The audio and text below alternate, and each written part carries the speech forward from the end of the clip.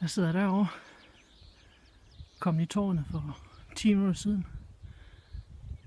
20 meter fra tårnet er let, og 2 dyr over i bukken og oven springer.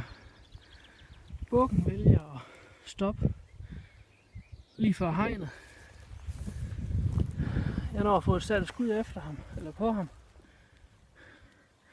Tydeligvis rigtig fin svejs. Men han er rendt herind, så det bliver tæt. Men skal vi prøve at følge efter ham? Se om vi kan få riflen med hen.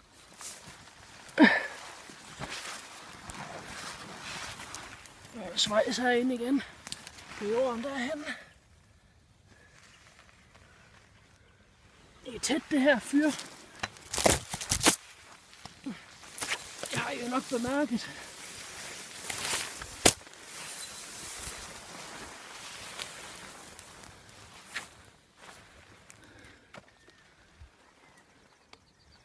Svejs her.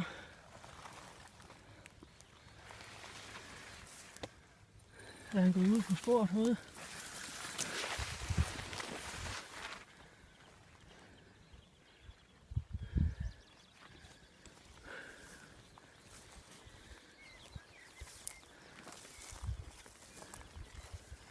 Eller hvad er han? Eller er han egentlig lidt tæt herinde?